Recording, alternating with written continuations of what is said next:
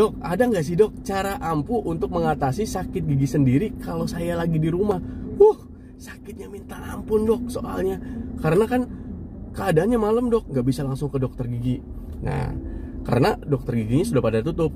Oke, setelah kita tahu karena lapisan-lapisan giginya terbuka, enamel terbuka, dentin terbuka, biasanya rangsangan itu sangat sensitif sekali. Langkah pertama adalah kalian coba ambil kapas. Setelah dibersihkan, sikat gigi dulu. Nah, setelah sikat gigi, ambil kapas, dimasukkan ke dalam lubang giginya. Bukan cuman kapas aja.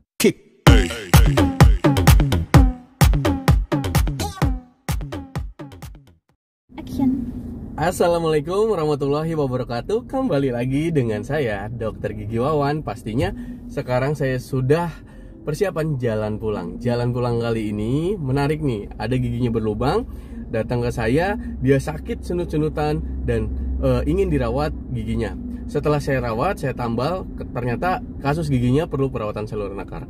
Setelah selesai mau pulang, dia bilang, dok, ada nggak sih dok cara ampuh untuk mengatasi sakit gigi sendiri kalau saya lagi di rumah?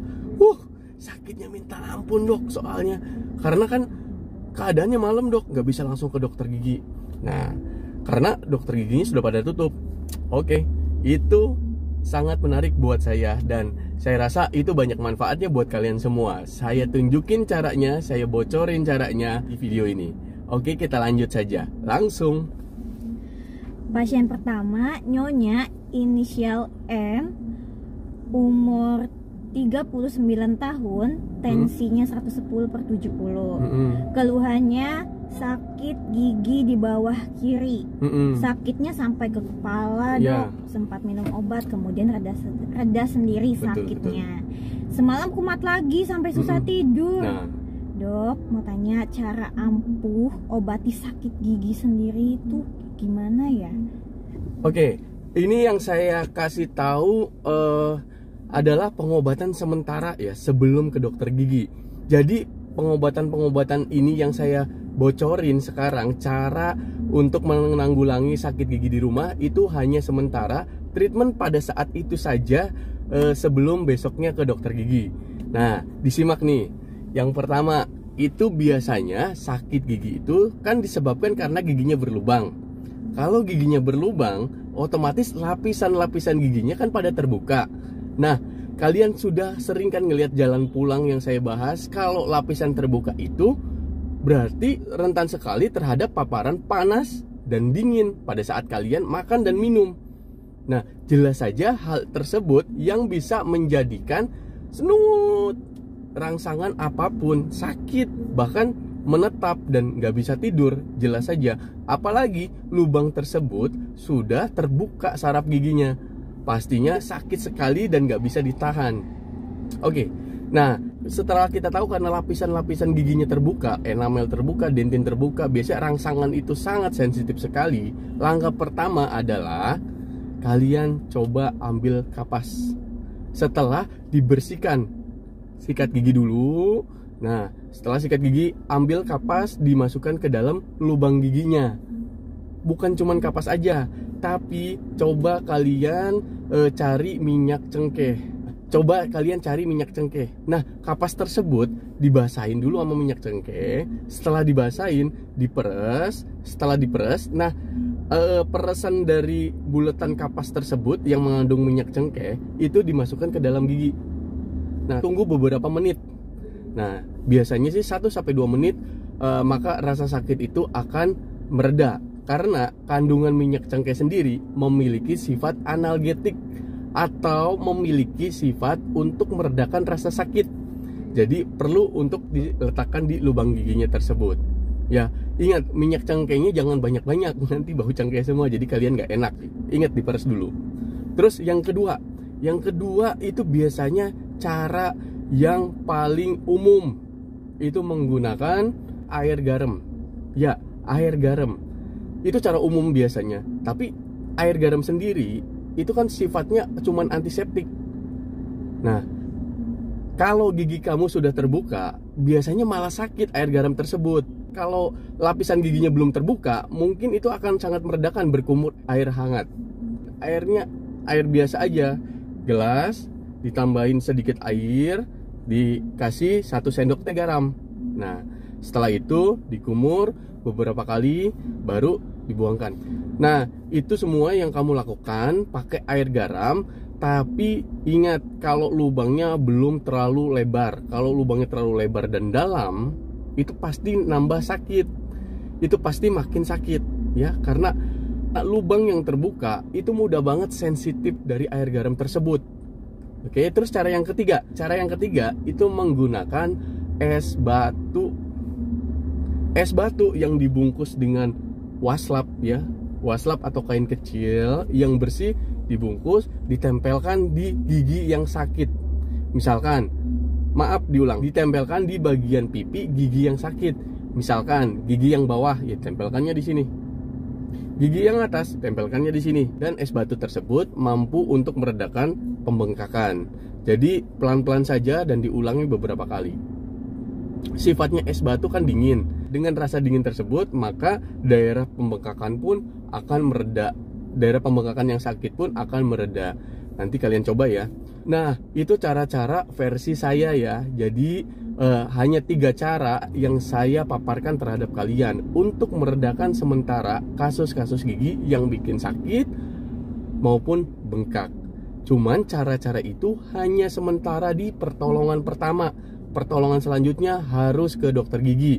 Untuk apa? Supaya sakit gigimu reda. Karena dokter gigi mampu membersihkan daerah bagian dalam lubang tersebut sehingga infeksi hilang dan diganti bahan pengisi obat lainnya yang dimasukkan ke dalam gigi dan nantinya ditutup tambalan permanen sehingga sisa makanan dan bakteri-bakteri tidak masuk lagi ke dalam lubang tersebut. Nama perawatannya perawatan saluran akar. Tapi tergantung, bukan semua gigi berlubang itu harus perawatan saluran akar. Bisa saja itu hanya lapisan enamelnya terkikis sedikit lalu bisa ditambal permanen langsung. Bisa saja. Jadi segerakanlah ke dokter gigi apabila pertolongan pertama kalian tadi kalian lakukan di rumah. Nah, itulah tips-tips dari saya. Tapi terkadang sakit gigi tersebut itu bukan karena gigi berlubang saja. Bisa jadi karena karang gigi, ya kan? Biasanya ditandai dengan linu masuk ke dalam gusi, terus menyengat, terus sakit jadi peng-pengan gitu, atau bisa sakit kepala. Nah, itu bisa jadi karena karang giginya itu. Kalau misalkan yang disebabin karena karang gigi, biasanya ingat yang dilakukan bukan cara-cara tadi. Kalau karang gigi itu memang harus dilakukan pembersihan karang gigi. Terus bisa jadi karena gusinya abrasi, ya. Gusinya abrasi terkikis karena sikat gigi, cekung-cekung gitu loh, ya. Cekung-cekung, gusi abrasi karena sikat gigi, itu pasti terbuka lapisan enamel sampai ke dentin. Itu jelas sekali sensitif terhadap rangsangan panas dan dingin, minuman makanan yang kamu minum atau kamu makan. Jadi pasti linu sekali. Jangankan rangsangan dingin, rangsangan panas pada saat kamu makan dan minum. Kadang terkena angin ya, kipas angin linu banget. Jadi treatmentnya kadang yang tips-tips tadi yang saya jelasin tidak dapat menyembuhkan. Treatment yang bisa menyembuhkan hanya di dokter gigi karena harus ditambal lapisan yang sudah terbuka tadi karena terkikis gerakan sikat gigi. Nah, seperti itu. Oke, semoga bisa dipahamin ya. Jadi tips-tips itu yang bisa kamu lakukan untuk pertolongan pertama meredakan sakit gigi di rumah sebelum ke dokter gigi. Oke, lanjut. Pasien selanjutnya Nona, inisial SI, umur 19 tahun, tensinya 100/70. Keluhannya gigi berlubang. Gigi berlubangnya suka nyeri, Dok, kalau terkena air sampai minum obat. Pemeriksaan klinisnya palpasi negatif, perkusi negatif, CE-nya juga negatif, Dok. CE-nya juga negatif. Diagnosanya langsung? Diagnosanya gigi 46 non vital teeth, PSA. Tapi masih sakit ya? Nyeri terkena air. Itu karena apa? Itu bisa terjadi karena lapisan gigi terbuka pada saat perawatan saluran akar gigi. Jadi pada saat perawatan saluran akar gigi itu pastinya setelah dibersihkan dikasih bahan dressing atau bahan untuk sterilisasi yang nantinya ditutup pakai tambalan sementara. Itu sifatnya sementara. Nah, itu pasti lepas, namanya juga sementara. Nah, pada pasien ini sudah dilakukan perawatan saluran gigi di kunjungan kedua setelah devitalisasi, setelah mematikan saraf. Tapi dia ngeluh sakit. Setelah saya cek, ternyata ada yang buka. Ternyata masih ada yang kebuka. Ternyata ada yang kebuka tambalan sementaranya. Bahkan kapas dressing itu kelihatan. Artinya lubang gigi yang saya rawat di minggu kemarin itu pastinya terpapar semua langsung dong. Gitu. Diulang lagi akhirnya karena terpapar lagi dari sisa makanan, sisa makanan dan sensitivitas lainnya. Misalkan sisa makanan manis, terus dingin, panas. Nah, itu masuk semua. Jadi saya bersihkan lagi tadi tuh. Setelah itu saya lanjut perawatan akar. Dengan devitalisasi ulang. Tandanya kalau perawatan devitalisasi yang pertama itu gagal, pasien akan merasakan sakit pada gigi itu padahal sudah dimatikan sarafnya. Logikanya kalau dimatikan saraf itu pasti sudah tidak sakit lagi.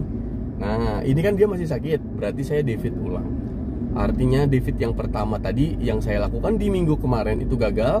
Dan harapannya di minggu ini tambalan perawatan devitalisasi tersebut bisa sukses untuk dilakukan tahapan berikutnya untuk perawatan saluran akar. Gitu. Tadi sempat saya kasih obat sih karena pasiennya mengeluh sakit.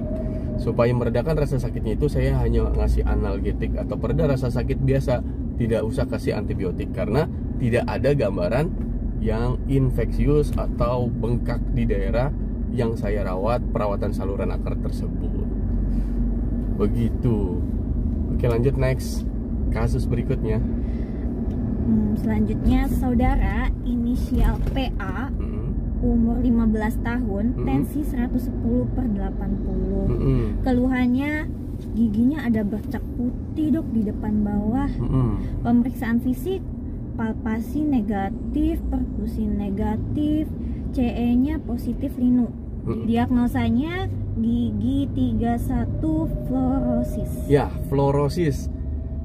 Kasus fluorosis, kasus yang jarang terjadi, tapi banyak dialami oleh sebagian orang. Fluorosis itu seperti apa sih? Dia nggak ada lubang, dia cuma putih doang. Ada pewarnaan yang berbeda di lapisan giginya. Nih seperti ini nih. Ya, coba kalian agak diperhatikan. Jadi lapisan tengahnya itu ada memutih, tapi nggak ada lubang, nggak sakit, nggak linu sebenarnya. Nah, ini diagnosanya bisa linu karena saya buka yang putih-putihnya itu saya hilangkan. Treatmentnya memang seperti itu, terus dikasih anti linu dan ditambal ulang dengan menggunakan tambalan veneering. Jadi di veneer tuh, jadi satu lapisan mahkota gigi bagian depannya di gigi bawah itu saya tambal. Ini ada prosesnya semua ya. Ini sebelum, sesudah, dan setelahnya. Nah, kalian perhatikan gambarnya seperti itu. Kalau misalkan kalian punya kasus yang sama, itu memang treatmentnya harus ditambal walaupun tidak ada lubang. Nah, itu kalau misalkan yang mendasar. Tapi kalau misalkan kalian itu punya budget lebih, kalian bisa pakai mahkota jaket, bisa pakai teknik estetik lainnya. Itu untuk memperbaiki gigi depannya tersebut. Nah, teknik yang saya lakuin adalah teknik tambalan resin komposit karena pasiennya itu agak cerita, dok, mohon maaf dok, ini saya pengen rubah tampilan saya karena saya merasa malu dengan gigi tersebut. Jadinya dok, saya pada hari ini tidak ibaratnya apa ya, tidak menyediakan uang yang banyak. Nah, bahkan pasiennya tersebut ya apa adanya, pasiennya tersebut hanya sedikit anggarannya untuk menyelesaikan kasusnya tersebut. Nah, terus ya udah, aku buka aja. Terus tekniknya pakai teknik tambalan resin komposit ya, sedikit saya hilangin daerah fluorosisnya tadi, yang putih-putihnya tadi, bercak putihnya tadi saya hilangin semua. Setelah itu ya udah langsung tambalan sinar dengan berbahan estetik ya, sewarna gigi. Jadi benar-benar maksimalkan banget untuk gigi depan tersebut karena kan namanya depannya, kalau senyum pasti kelihatan. Alhamdulillah setelah tambal pasiennya pun puas dengan hasil tambalannya itu, dengan warnanya yang cocok sesuai dengan warna giginya. Next, kasus yang lain. Oke, pasien selanjutnya saudara inisial F, umur 29 tahun, tensinya 120/80. Keluhannya gusi bengkak karena gigi berlubang. berlubang. Gigi berlubangnya sudah lama, Dok. Sempat dicoba dicabut dengan benang, Ya betul. tapi nggak copot-copot. Nah, Sempat minum obat dan sembuh sendiri.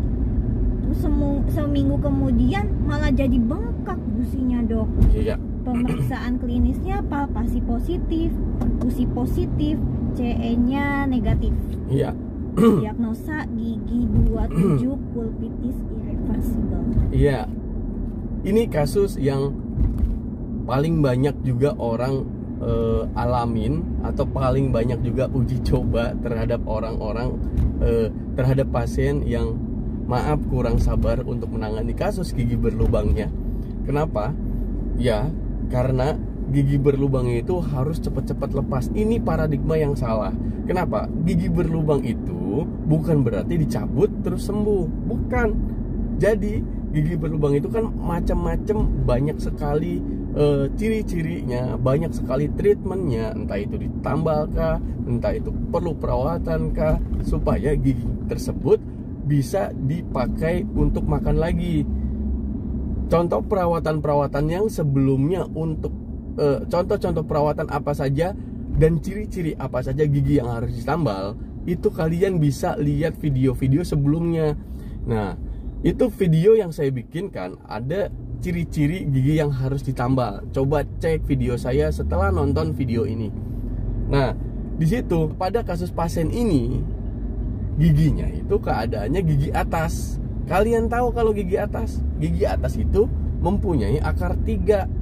Gigi geraham atas akarnya 3. Kalau gigi geraham bawah akarnya 2. Nah, ini akarnya 3 karena mungkin di rumah dan tidak sabar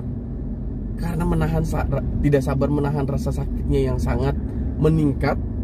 Jadinya pikiran dia, cabut aja deh gitu kan. Untung nggak pakai getah jarak kayak kemarin. Ada yang getah jarak, ada yang pakai poli, minyak krem.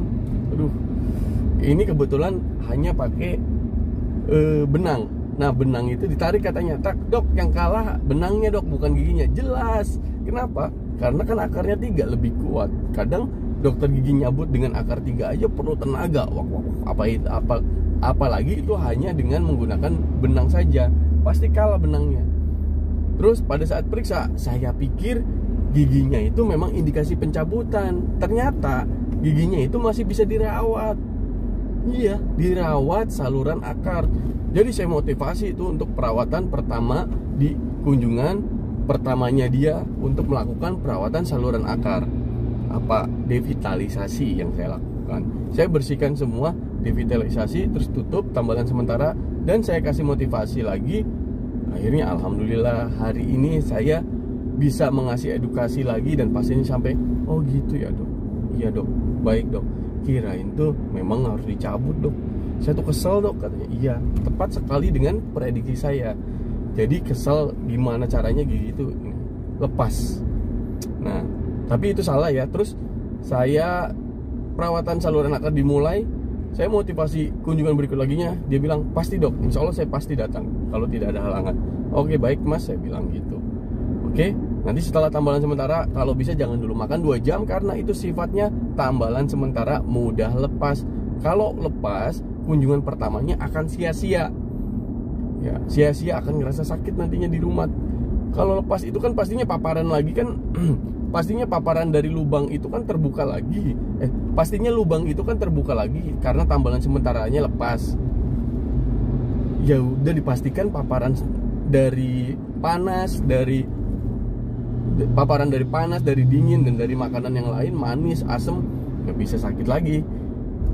Nah, bisa menyebabkan sakit lagi giginya gitu loh. Jadi saya motivasi terus dan pasiennya oke, siap untuk melakukan perawatan saluran akar. Ya, perawatan saluran akar ini pakai BPJS, alhamdulillah bisa tercover. Pakai BPJS aja cuy, jadi dimanfaatkan ya. Jadi perawatan gigi itu tidak serba mahal. Banyak cara menuju gigi sehat. Pemerintah ini oke, mantap. Ya, tapi perawatan saluran akar bisa dilakukan dengan BPJS di vaskes lanjutan atau di rumah sakit. Oke. Semoga info ini bermanfaat buat kalian. BPJS is okay. Selanjutnya kita lanjut aja ya. Next. Selanjutnya ini pasien anak, dok. Anak inisial L, umur 5 tahun. Keluhannya gigi depannya grepes, dok. Gigi depan grepes.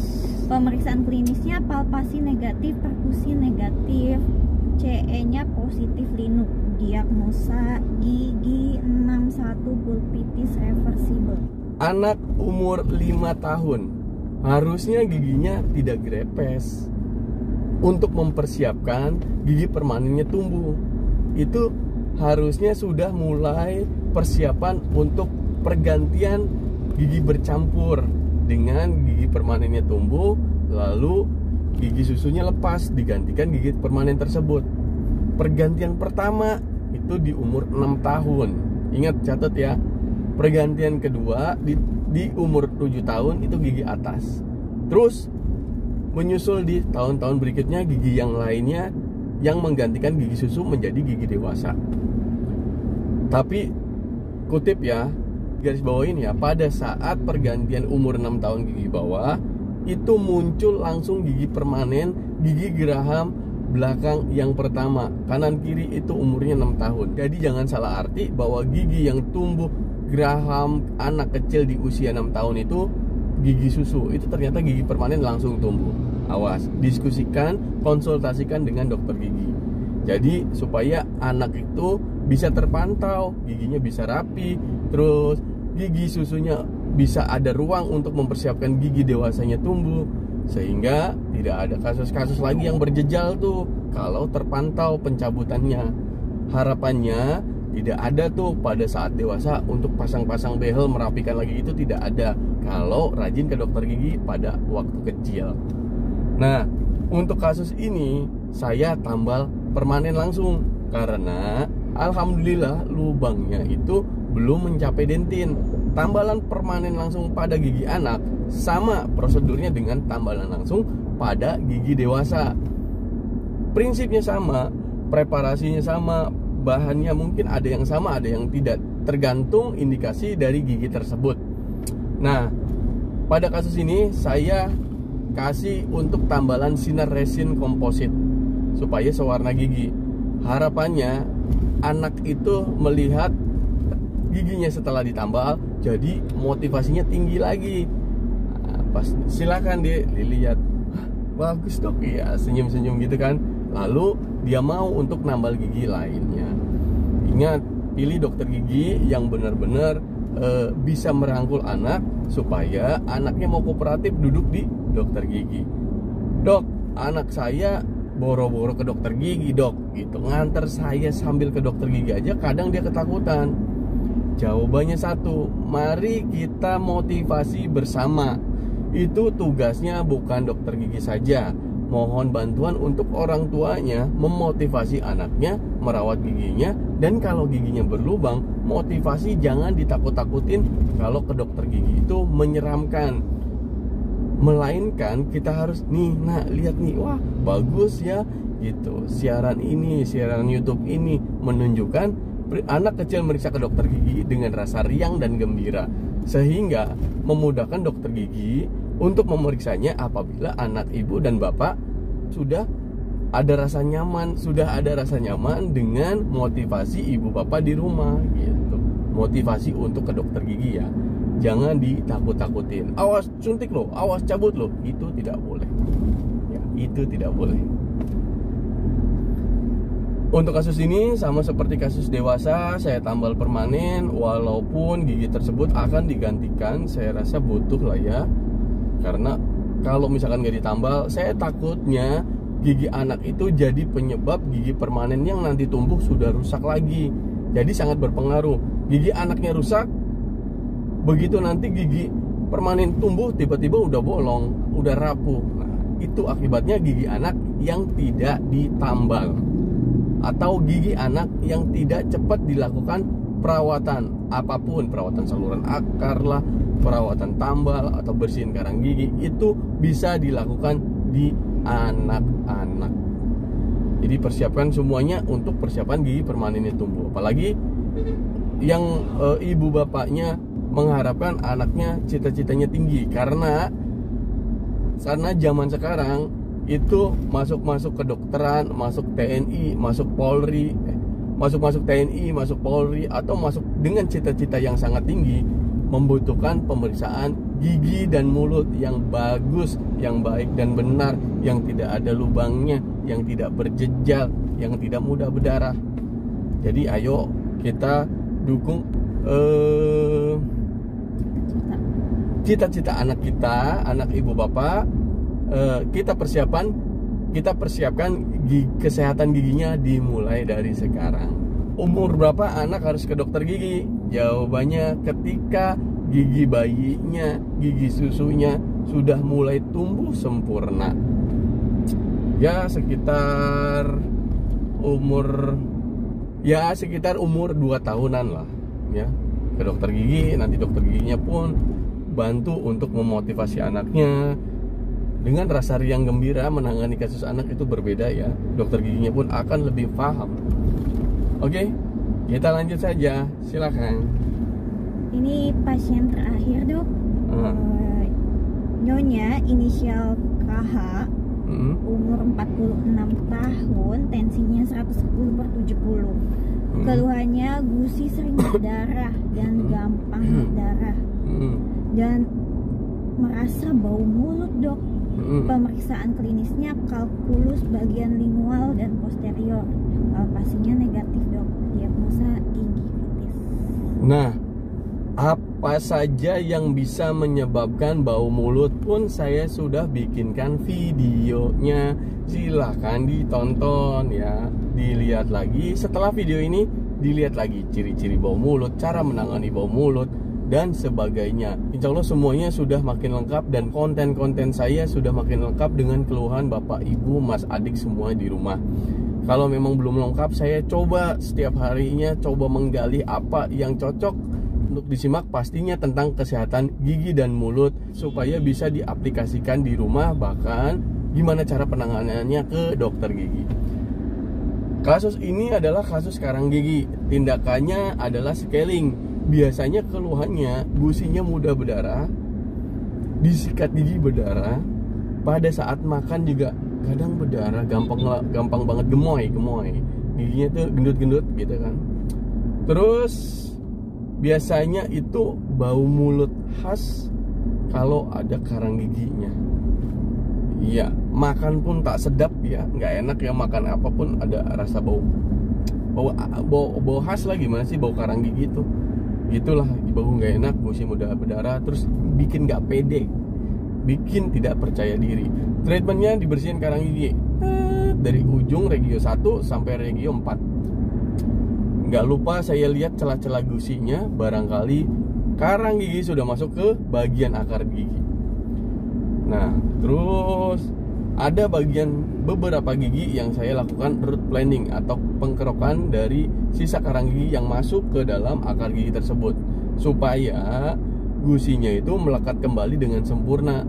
Kalau pembersihan karang gigi tidak bersih, jadinya malah bengkak.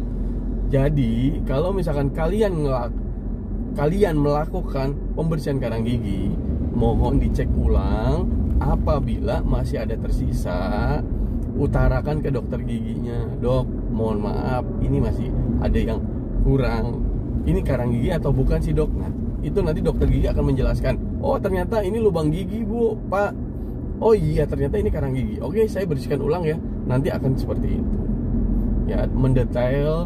Jadi waktu pada saat kalian berkunjung ke dokter gigi itu sangat bermanfaat sekali. Jadi kalian utamakan untuk perawatan pada saat kalian ke dokter gigi, diutamakan atau diprioritaskan. Saya ke dokter gigi nih, jadi saya harus bersih, jadi saya harus ditambal, jadi saya harus tambalannya tuh nggak cepat lepas, gimana caranya, terus triknya gimana, terus apa aja makanan yang harus dilarang setelah penambalan, atau makanan apa aja yang dilakukan, atau makanan apa aja yang harus dimakan setelah scaling, pembersihan karang gigi, bisa jadi apa aja, tolong ditanyakan. Dokter gigi pun akan enak kok ngasih solusi, ngasih pandangan ke depan perawatan, ngasih solusi dan ngasih saran tentang perawatan apa aja yang kalian lakukan pada hari itu di dokter gigi. pada hari itu kalian perawatan ke dokter gigi gitu. Saya rasa sudah cukup ya semua kasus-kasus yang saya kerjakan hari ini. Pada intinya untuk mengobati kasus gigi berlubang yang sakit bisa dilakukan di rumah. Pada intinya cara untuk mengobati gigi berlubang yang sakit secara ampuh adalah ke dokter gigi. Yang cara-cara tadi yang saya tentukan itu cara-cara sementara, namun itu bisa diaplikasikan di rumah apabila sakit gigi yang menyerang itu tengah malam. Nggak mungkin kan kalian ke dokter gigi, karena dokter gigi tengah malam kadang nggak ada yang praktek sampai tengah malam, jadi susah nyari dokter giginya.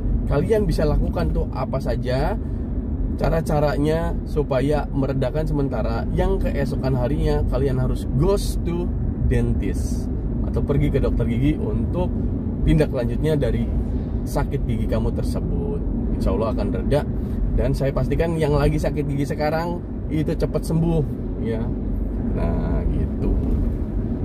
Nanti kalau misalkan kalian ke dokter gigi, itu biasanya dokter gigi pun akan ngebersihin gitu. Dokter giginya pun akan memeriksa gigi berlubang kamu, dan bila perlu nanti dokter giginya pun pasti meresepkan obat-obatan yang khusus untuk kasus gigi berlubangmu yang sakit tadi gitu.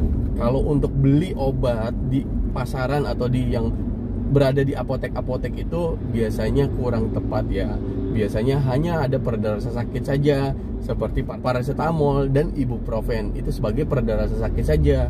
Tapi kalian nggak tahu kan, lubang giginya itu sudah ada bakteri sampai infeksi ke dalam akar giginya. Nah itu perlu obat-obatan seperti antibiotik dan anti radang.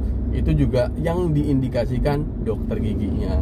Tidak bisa dijual bebas selain dengan resep dokter yang merawat. Oke, paham ya. Bisa dicerna mungkin penjelasan saya dengan bahasa saya, bisa diterima baik. Dan terima kasih yang sudah sering menonton video saya, sudah mendukung support dengan cara mensubscribe saya. Terima kasih. Yang belum, segerakanlah subscribe, karena bisa membantu saya memotivasi untuk bikin konten terus dan mengembangkan channel saya ini.